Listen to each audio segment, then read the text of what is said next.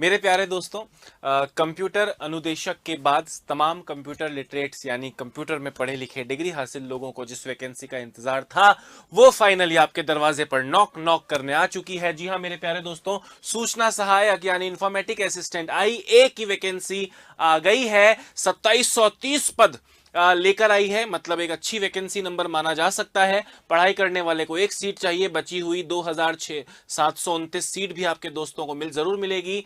और अगले 5 मिनट मात्र में मैं आपको इस वैकेंसी के बारे में सब कुछ बताने वाला हूं, वो चीजें जो आपके काम की हैं। अगर मोटी मोटी बात करें, अगर आप पिछली सूचना सहायक भर्ती के वक्त पर जागरूक थे, एग्जाम दे रहे थे, तो पिछली सूचना सहायक भर्ती से देखा जाए तो इसके सिलेबस में कोई परिवर्तन देखने को नहीं मिला है। उम्मीद है पेपर में पेपर लेवल भी वैसा ही होगा। रीजनिंग, मैथ्स, जीके, इन सब का वेटेज भी लगभग उतना ही रहेगा और लगभग 80-90 क्वेश्चन जो 150 में से कंप्यूटर्स के आते हैं वो भी वैसे के वैसे रहेंगे। आगे बढ़ता हूं। सबसे पहले मैंने आपको बताया सूचना सहायक नॉक नॉक कर चुकी है। 2730 पद लेकर वो वैकेंसी आप सबके सामने आ चुकी है। आवेदन 27 जनवरी से स्टार्ट होने वाले हैं। 27 जनवरी 2023 बोल रहा हूं, बोलने की जरूरत नहीं है। और 25 फरवरी इसकी लास्ट डेट होगी, यानी आज से ठीक 10 दिन बाद फॉर्म चालू हो रहे हैं और एग्जैक्ट 30 दिन के विंडो में फॉर्म खुलेंगे और फिर फॉर्म बंद हो जाएंगे। शुल्क की बात करें तो जनरल कैटेगरी के लिए 450 है, ओबीसी डब्ल्यूएस के लिए 350, एसटी एससी और अदर्स के लिए, पीडब्ल्यूडी एंड ऑल उनके लिए 250 है। आगे बढ़ता हूं। डेट बता दी, 27 तारीख से फॉर्म स्टार्ट हो रहा है। पैसा कितना लगेगा? पद है 2730। मूविंग फॉरवर्ड, परीक्षा कब होगी? टेंटेटिवली जुलाई के महीने में डेट आने की संभावना रहेगी, यानी जुलाई 2023 में उम्मीद है, संभावित है कि ये परीक्षा हो जाएगी। यानी अच्छा खासा समय मिल रहा है तैयारी करने के लिए। तैयारी में तुरंत जुटना चाहिए।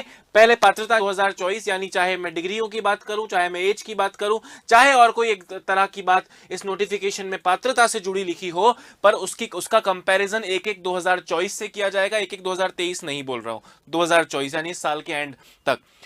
1-1-2024 यानी 1 जनवरी 2024 तक आप 21 साल की उम्र पा लेने चाहिए हैं और 40 साल से बड़े नहीं होने चाहिए हैं। पर 23/9/2022 को जो सेवा नियम सरकार ने जारी किया था उसके तहत 2 वर्ष की छूट यहां सबको मिल रही है।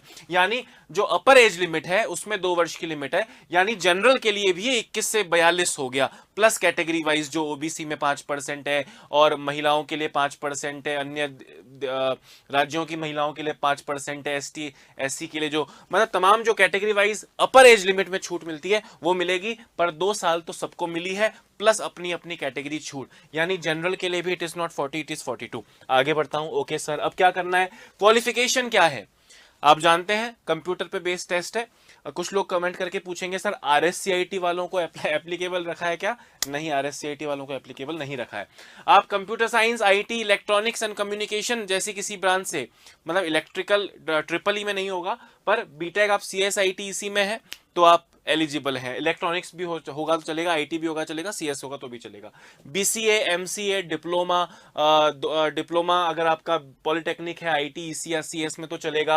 आप पीजीडीसीए किया है तो चलेगा और स्कोपा अगर आपने किया है तो आप एलिजिबल हैं। एजुकेशनल क्वालिफिकेशन आप एलिजिबिलिटी हासिल करते हैं सूचना सहायक की भर्ती के लिए। कौन कौन से? बीटेक है, बीसी है, बीसीए है, एमसी है, ठीक है। कंप्यूटर साइंस बीएससी की अगर बात करूं दोस्तों, है ना, degree BSc computer science, BSc computer science अगर आप हैं तो भी आप एप्लीकेबल हैं। आप पीजीडीसीए को तो कंप्यूटर अनुदेशक में भी एप्लीकेबल रखा गया था। आप कोपा है, पॉलिटेक्निक है तो आप एप्लीकेबल होंगे। मूविंग फॉरवर्ड, एग्जाम पैटर्न क्या रहेगा? मैंने बताया इसमें कोई चेंजेस नहीं किए गए हैं, जैसा हमेशा था वैसा ही दोस्तों यहाँ पे रखा गया है। यानी लिखित परीक्षा पहले होगी, पास करोगे तो टाइपिंग होगी। साथ ही साथ मेरे प्यारे दोस्तों लिखित परीक्षा में कम से कम 40% क्वालिफाइंग रखा गया है। कम से कम 40% क्वालिफाइंग रखा गया है ना। कट ऑफ तो 40% से ज्यादा जाएगी, मतलब मैं ये नहीं कह रहा हूं कि 40% वाला पास कहलाएगा, पर 40% से कम वाला पास नहीं कहलाएगा। ओके, 3 घंटे का टेस्ट होगा, 100 क्वेश्चंस होंगे और 100 मार्क्स होंगे और 150 क्वेश्चंस होंगे। 100 मार्क्स होंगे, 150 क्वेश्चन होंगे। नेगेटिव मार्किंग नहीं है। क्या नहीं है दोस्तों? नेगेटिव मार्किंग नहीं है। नेगेटिव मार्किंग नहीं है। ओके, काट दिया मतलब नहीं है। ओके, 3 घंटे का टेस्ट होगा, 100 मार्क्स का होगा, 150 क्वेश्चंस का होगा। मैथ्स, अब ये कहीं लिखा हुआ नहीं है, जो मैंने आगे क्वेश्चंस लिखे हैं ना किसके कितने आएंगे, कहीं लिखा हुआ नहीं है, ये जा सकता है उसके आधार पे बता रहा हूं कि मैथ्स के 5 क्वेश्चंस हैं, रीजनिंग की अच्छी खासी आती है, पिछली बार भी आई थी, 25 क्वेश्चन के आसपास रीजनिंग के आएंगे, इंडिया जीके और राजस्थान जीके मिलाकर 30 क्वेश्चंस के आसपास आएंगे, करंट अफेयर्स इंडिया राजस्थान ये तीनों के मिलाकर 30 क्वेश्चंस आएंगे।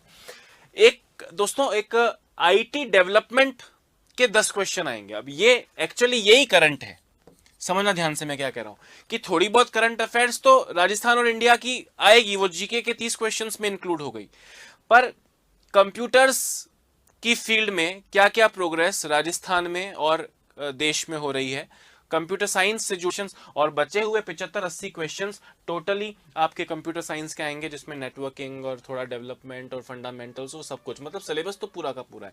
सिलेबस के लिए तो हमारे दूसरे सब्जेक्ट एक्सपर्ट्स आएंगे और वो आपको सिलेबस की पूरी जानकारी कभी दे भी देंगे, पर सिलेबस तो वही है जो हमेशा आता है। ठीक है, तो मैंने आपको डेट बताया, पढ़ने का टाइम आ चुका है, लड़ने का टाइम आ चुका है। उत्कर्ष आपको ऑफलाइन पढ़ाएगा, आप कल सुबह से आपको ये सूचनाएं मिलने लग जाएंगी। उत्कर्ष में ऑफलाइन बैचेस स्टार्ट हो रहे हैं, उत्कर्ष में ऑनलाइन बैचेस स्टार्ट हो रहे हैं, उत्कर्ष में रिकॉर्डेड कोर्स आपको मिल जाएगा, उत्कर्ष में लाइव फ्रॉम क्लासरूम कोर्स आपको मिल जाएगा, आपको पढ़ाएंगे हम लोग, और टेस्ट सीरीज वगैरह सब कुछ लॉन्च करेंगे। पर फिलहाल जो काम है वो फॉर्म भरने का है, यानी 27 तारीख से ठीक 10 दिन बाद आपके फॉर्म चालू हो जाएंगे।